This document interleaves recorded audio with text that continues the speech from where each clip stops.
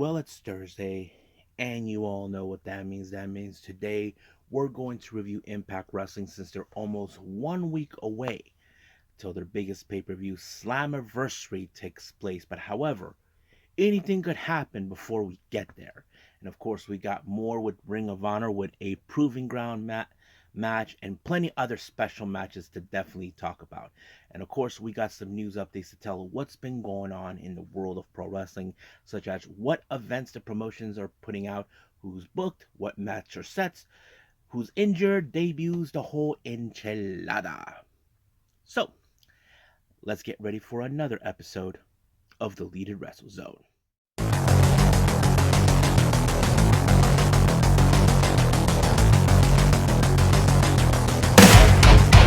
Are you ready? Get up, get up! Get up, get up! Get up, get up! Get up, get up! Get up, get up! Get up, get up!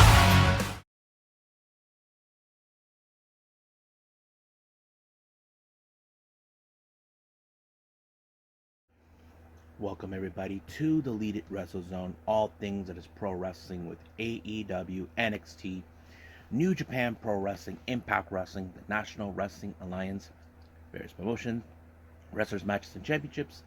I am your host, J Rod. So, if you are new to the channel, please click subscribe and like to this episode, and you can enjoy every review we throw in here. So, let's get started with our very first review, Impact Wrestling. As I mentioned before, we're only 1 week away before Slammiversary, which is their version of WrestleMania.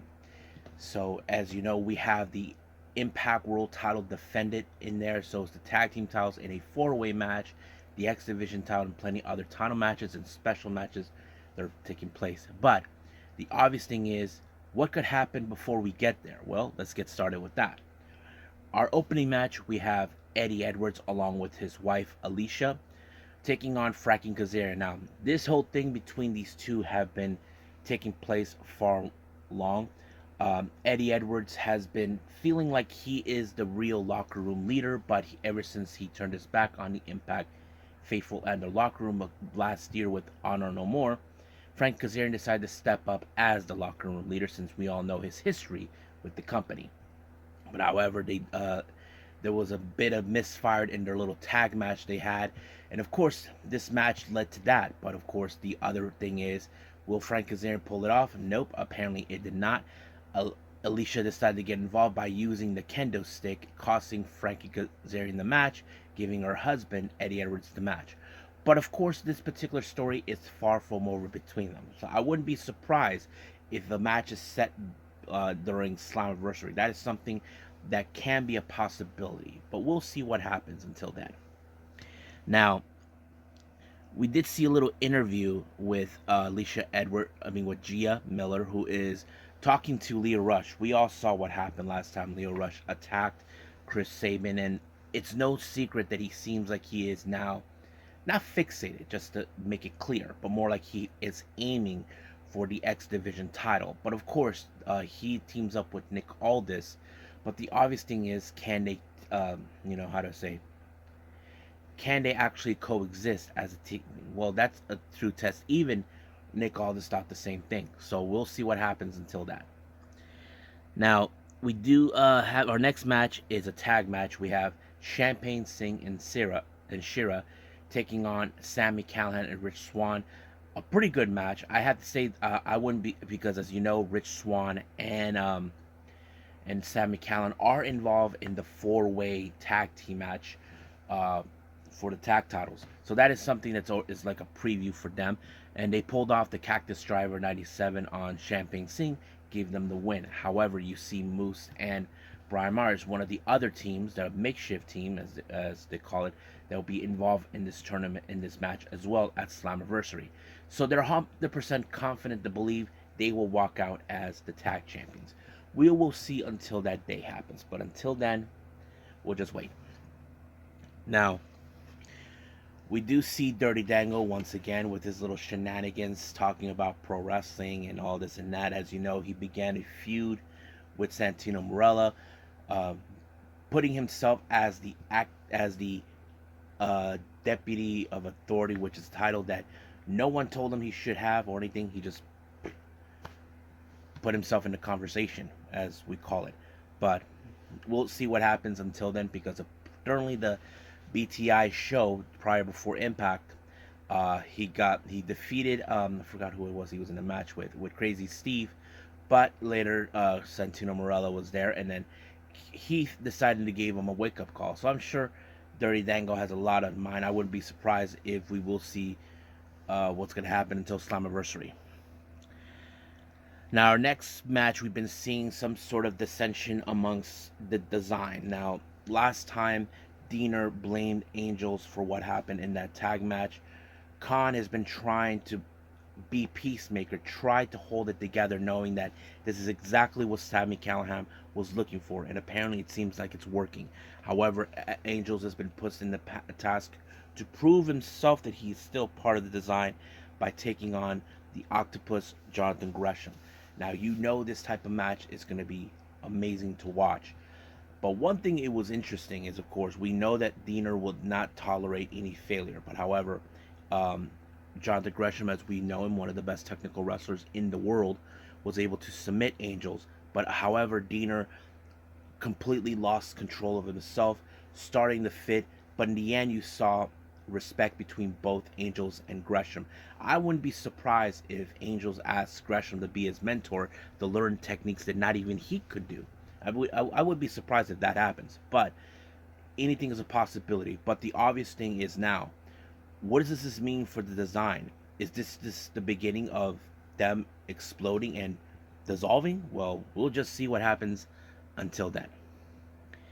Now, as you know, the ABC, they are, let's just say, not they're confident, but they're well aware that the stacks are now high for them.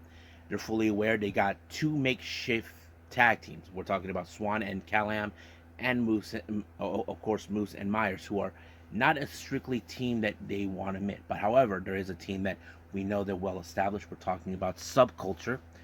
But however, while this was happening, it appears that, of course, the Rascals, as you know, with the surprise return of Zachary Wentz, showed up, and they're asking that they want to be part of the tag team match. But however, they need to be standing in line. I mean, I don't know if it's too late for them to be added or not, but it would make sense, because I don't think the Rascals in their history has ever won the Impact tag team titles. I mean, I know they have Gundam before, but that was when they had Dez involved, but we all know where he is, Wes Lee at NXT.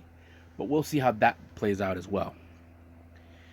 Now, as you know, Slammiversary, we're going to see Trinity versus Deonna Purrazzo. However, Trinity wanted to see how she's doing, because as you know, recently in their Australian tour, Deonna put her title on the line against Giselle Shaw. Luckily for her, she came out on top. But this time, I don't know if it's the smartest thing. She's putting herself in an open challenge match next week. So the obvious thing is, who's going to step up? Well, we'll find out until then.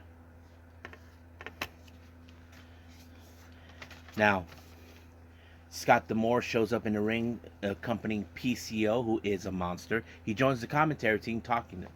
So he is in a 2-on-1 handicap match against a good hand, but he was able to put away, what's his name, John Skyler with the PCO Salt, giving him the win. However, D'Amore was there to celebrate with the French-Canadian monster. However, Jason Hodge decided to get himself involved, but out of nowhere, what's his name? Bully Ray shows up to get in the hands. As you know, PCO and Scott D'Amore will be in a match against Scott D'Amore and PCO. But however, Steve Macklin shows up, attacking them from both. But however, D'Amore was handcuffed through the ring rope, so they had no intentions in hurting Scott D'Amore. But the only thing they're trying to prove is PCO is a man. Now, we have seen countless times many wrestlers have tried to take out PCO by burying him alive, putting stuff on him to keep him down. However, they decided to isolate him. They put battery acid in his mouth, even lit him on fire. Scott D'Amore was concerned for the well-being of PCO, but he doesn't know. So the obvious question is, what does this mean for Slammiversary? Well, we'll find out. But the obvious story does tell, is Bully Ray right? He did claim, he told Macklin he is a man. But we'll see how that turns out. Now, our next match, coming off from a bad loss at the Australian Tour de Down Under, losing to Deonna Purrazzo, Giselle Shaw faces against one half of the Death Dolls, Courtney Rush. As always, we know that Giselle Shaw could be the next person to talk about. The next opportunity arise when she is the next Knockouts champion. But however, as always, tactics between Vidal and Evans are there, and they try to interfere, but they what's her name?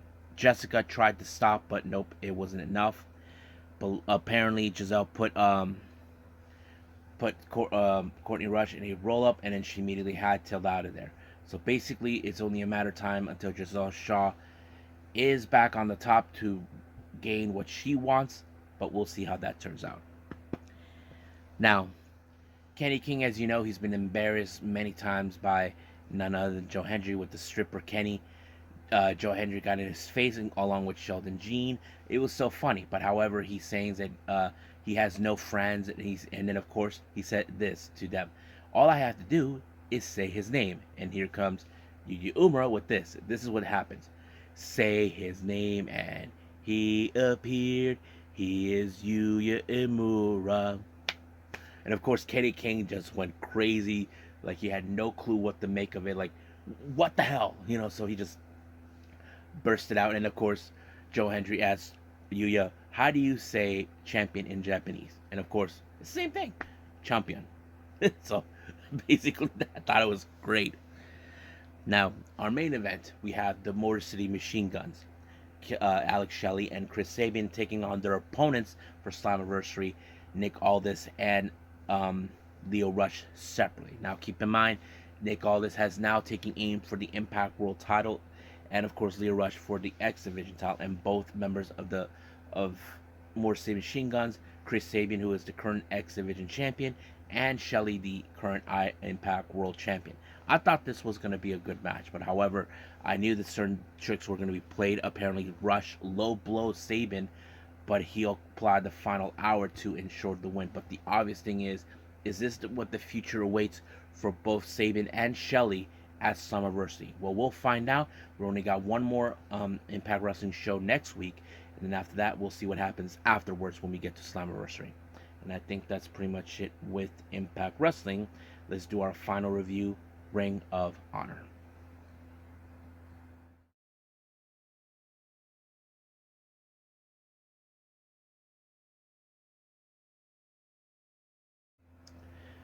Okie dokie. So, let's review Ring of Honor. So, let's get started.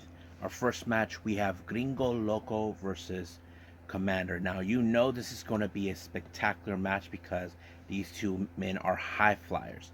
That's always been one of the most amazing things to watch about them. But the obvious thing is, who is the much better high flyer? Well, personally, for me, I feel Commander has a much better advantage. I mean, he's been spectacular ever since watching him since he first burst down the scene in Mexico and then here in the States.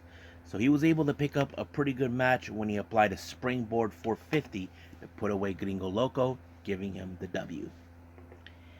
Now, recently, as you know, we've been seeing Lee Moriarty and Big Bill. They've been establishing themselves more of a tag team since the deletion of the firm. However, they seem like they're focusing now on the tag team division, but however, their primary focus at this point is now what's in front of them, which is the boys, Brent and Brandon, the boys. So they are not going to take these guys, well, they're not taking them seriously, but they're going to try to live and stomp in them, as according to what Big Bill mentioned. So we'll get to that. Now, our next match, we have Christopher Daniels versus Daniel Garcia. Now, keep in mind, Garcia has one thing in mind, and that is the Pure Wrestling Championship, a title that he once held but lost it. But now he has to go against the most well-recognized wrestler in the world, Katsuyori Shibata. But however, much of the shenanigans we see with Daniel Garcia dancing during his matches, even Daniels decided to get himself involved, pissing him off. But apparently it did not do any well until Garcia picked up the pinfall. 1, 2, 3 Adios, just like that. Now, our next interview, we do see Willie Mack. Apparently, he is entering a six-way or mayhem match where they'll be receiving some sort of money thing. I don't know exactly, but he said he knows exactly what to do with that money. I wouldn't be surprised, but it would be interesting to hear that.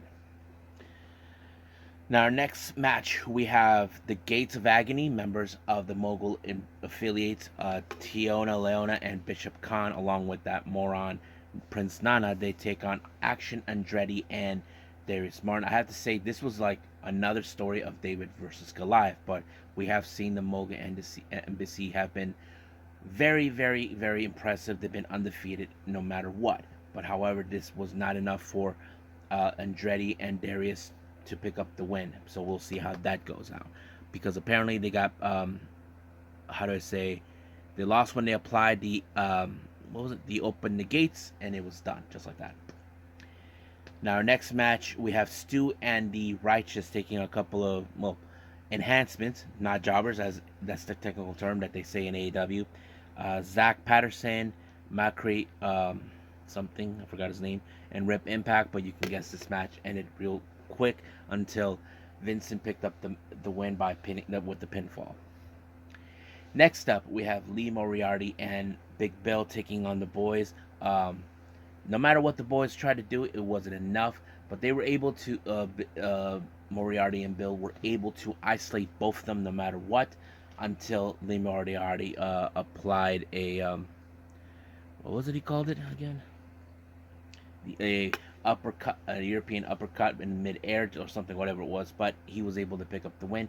It's only a matter of time until these two finally get the one thing they are probably going to be aiming for, is of course the Ring of Honor Tag Team titles, or if they continue the same way like that in AEW, the AEW World Tag Team titles.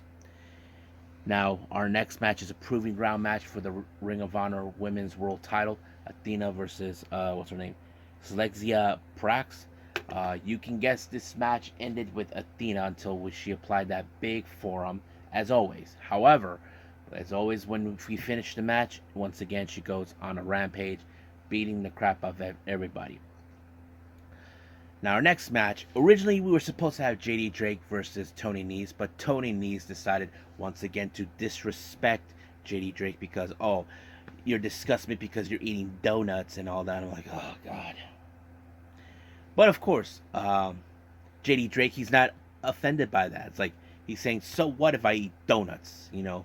So it kind of like tells him like this, and he's like, I'd rather eat what I eat rather than be a stupid idiot. But, however, who had enough of their bickering is none other than Mark Briscoe. That's right. So, Mark Briscoe decided to have a little chat with Tony Khan, and he made this match officially into a three-way. Now, the advantage is this. You know that Drake and Nese would gun for Briscoe, but sooner or later, they're going to have each other's throats. That's always been the case. We've seen these type of matches. There'll be some alliances, and then they'll dissolve quickly, but it's all about survival of the fittest. And that's always been what this ends up to. However, it was, of course, Mark Briscoe with the Dre Jiller onto, what's his name? Onto Nese, giving him the win. Now, as you all know, like we talked about in AEW, Eddie Kingston is our current New Japan Strong Openweight Champion. However, he was supposed to be in a match against Claudio Castagnoli for the Ring of Honor World Title. However, due to his scheduling at the G1 Climax, he is unable to do so. But however, he decided to give some encouraging words to one particular person, and that is Mark Briscoe. So he's telling him, Mark, build your own legacy. Stop waiting back, because as you know, Mark Briscoe, since he entered as a singles competitor, he's telling him, you need to build your own legacy like your brother did. And that's exactly what he's going to do. So during the interview by Lexi Neer, Mark Briscoe agreed with him. He understands him. He's saying, you're right. I need to reach that. I'm going to step into the shoes of my brother, who himself was a champion. But Claudio Castagnoli took offense to Eddie Kingston telling Mark Briscoe, don't listen to him and all that. But he feels that, he's been in the shadows of his brother for far too long. So Claudio Castagnoli tried to give him some his own words of encouragement. But however, he will accept the match how it is. But the obvious question does tell now: can Mark Briscoe do exactly what his brother did? Now, Mark Briscoe, as you know, he is currently now as a singles competitor. He has to start making his own decisions where he's going to go from here. We know he's a tag team specialist, but if he pulls it off, then he'll make his big brother proud. Now, our next match, we have Diamante versus Vanessa Craven. This was a very interesting match because Vanessa Craven, she's a much bigger woman than Diamante, but of course, size does not matter in this particular match when it comes to Diamante. She had to do everything possible to put her down until she applied the code red. 1, 2, 3, just like that. Now, our next match is the six-way mayhem match. We have Shane Taylor versus Josh Woods versus Brian Cage versus Willie Mack versus Dalton Castle versus the surprising return of Trent Seven. I thought this was interesting seeing Trent Seven, but nonetheless, it was going to be quite a good one. So the obvious thing is how this is going to go. Well, it was Brian Cage who walked out as the winner. So it's because the one thing that was confusing is you have Woods and Cage with their managers that they would definitely try to get involved, but it was, of course, Cage who walked out. Now, our main event, we were supposed to have the Infantry, Carly Bravo, Shonding, along with Trish Adora, taking on the Kingdom. However, Maria Kanellis goes out saying that she's not medically cleared, and they found someone who will step up into their game, and the one is the surprising return of Layla Legit Hirsch. We haven't seen her for almost a year, and it's great to see her, so it was going to be interesting. However, as you know, Hirsch is one of the most impressive wrestlers of her size. Not to mention her amateur background wrestling has always been a good factor with her. But it was her with the armbar to put away Trish Adora, giving her and the Kingdom the win. However, Layla Hirsch is now making official that Ring of Honor will be her home. So that's going to be interesting to see. So that's going to be very fun to watch. So I can't wait to see what else she's going to do in Ring of Honor. I think that's pretty much it what we have for everything else. I believe it's time for our last final thing, news updates.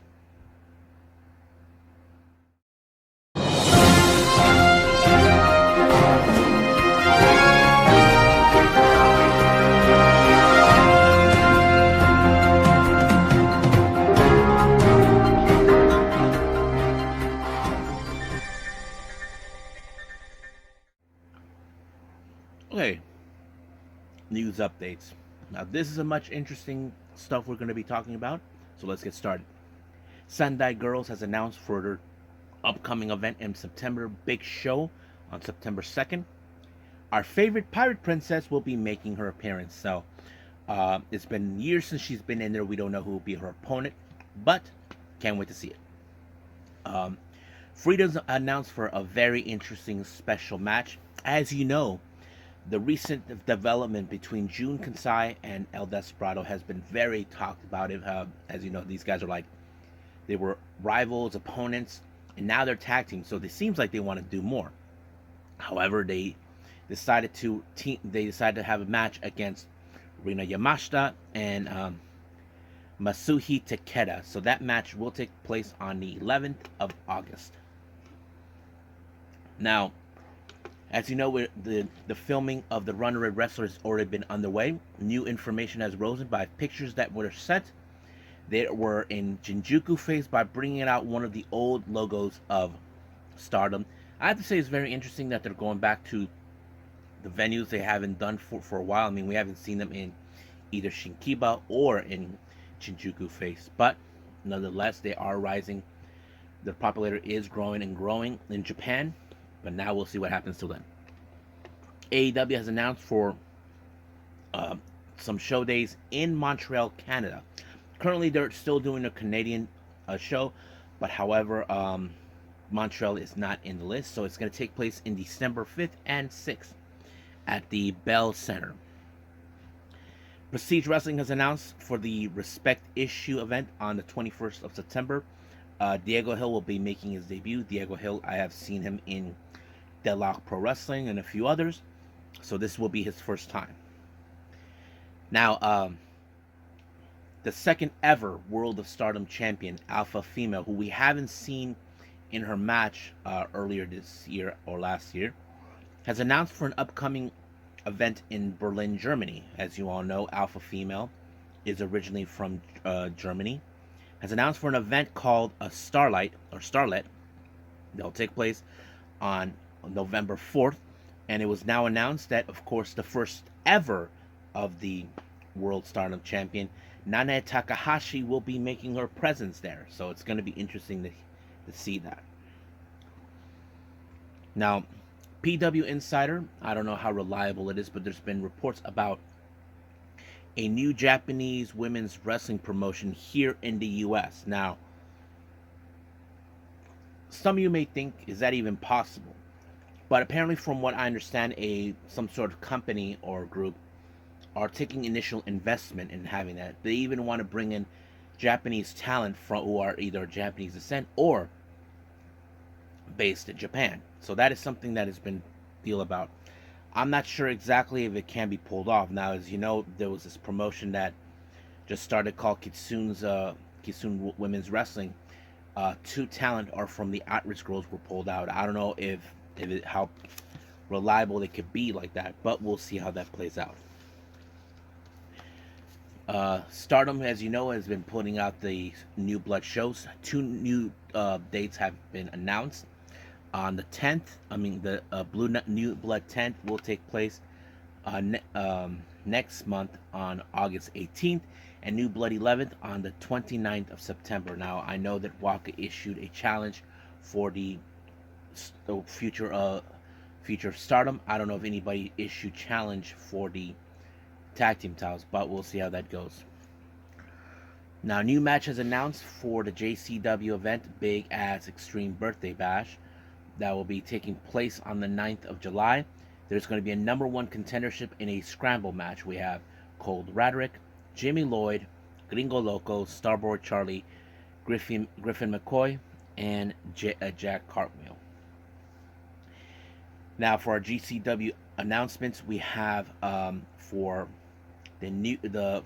some matches been announced and guests to be appearing. For the 11th of August, which is the No Signal in the Hills, Leo Rush will be in action to take on Gringo Loco. And of course, Alex Zane returns, and he'll be appearing at the Homecoming shows on the 9th and 20th of August. Now, DDT star wrestler MAO has announced that he'll be making some tour dates.